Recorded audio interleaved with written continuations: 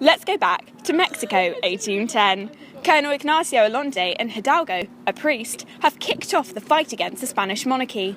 This would be the start of a long line of revolts, ending in the execution of the two revolutionaries. To this day, their legacy remains in festivities throughout September to celebrate Mexico's independence.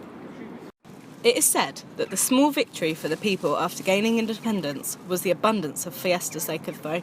It allowed them the freedom to be able to celebrate, party and just have fun.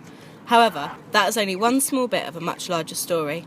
Not everyone gained the same freedom to do what they wanted.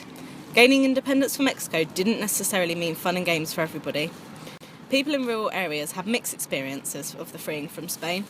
Although they managed to gain small plots of land for agricultural purposes, this just wasn't enough for them to gain the profit they needed. This problem for people living in the outskirts of Mexico, however, did lead to a celebration for them. It may not be a huge celebration, as in the city, however, a good harvest is always a reason for farmers and agricultural workers to come together and celebrate the abundance of food the harvest has brought them. However, the joy wasn't always so clear for people in the countryside. The lack of profit from land meant that men had to separate themselves from their loving families and risk their lives in order to get the money they required. It was a risky business being a citizen of Mexico at times, and however much people might say it, the gaining of independence did not give as much social change as people may claim.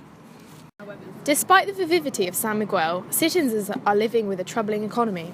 Many still depend on farming for their income and often resort to illegal border crossing to access more substantial land. This can cost a farmer $300 and they don't always reap what they sow. Pardon the pun. Revolution was meant to benefit the farmers, but a small ejido plot of land just isn't enough for these Mexicans to live off. Therefore, steeping prices of flats and land, in addition to the lack of economic opportunity, could arguably create a climate of fear and depression for those little Mexicans.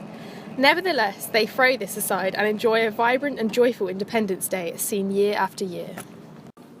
Now, let's explore Mexican independence in more detail. Come on, follow me.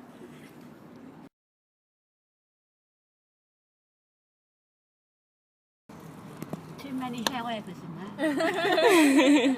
Thank you.